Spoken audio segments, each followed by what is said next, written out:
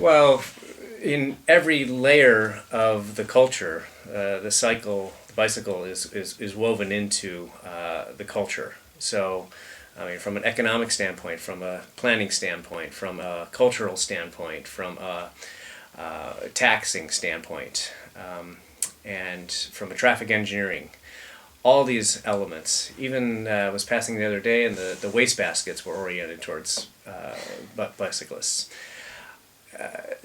So they're so many and they're multi-layered that it's hard to just pinpoint one or two of them. But it's an impressive system, the way that it works overall, and trying to better understand the individual components of this from a research standpoint, that's what kind of is really interesting and challenging.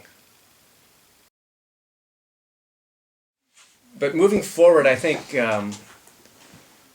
many people look to the Netherlands and they think that they have everything figured out, right? And the little known secret here, though, is that, well, the auto industry is very strong. The auto lobbying organizations are very formidable.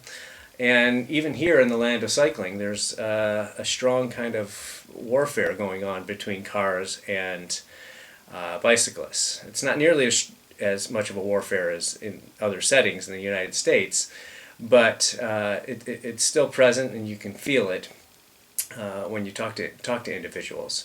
But also another interesting challenge that the Dutch are wrestling with is the onset of motor scooters and mopeds on the bike paths.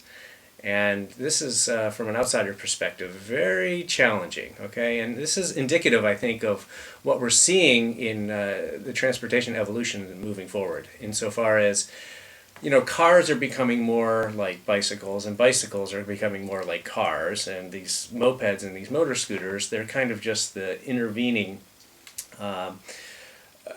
form right now, and it's unclear what advances in technology might be able to bring with the new forms of vehicular transport.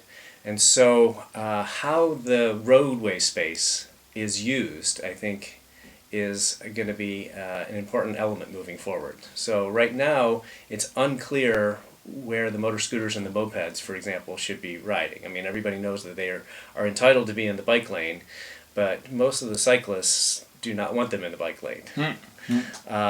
And as they become increasingly electrified, they're going to be more quiet, and so you're going to have differing users on very narrow stretches of bike lanes, which is going to create some more conflicts because the cyclists won't be able to hear the motor scooters coming up from the rear. Taking a step back, though, this is indicative of a larger kind of tension of how the street space should be used for what types of purposes. And the streets themselves, they're probably not going to be going anywhere, but how the space is appropriated to different modes, that's what is going to be kind of the interesting thread to follow.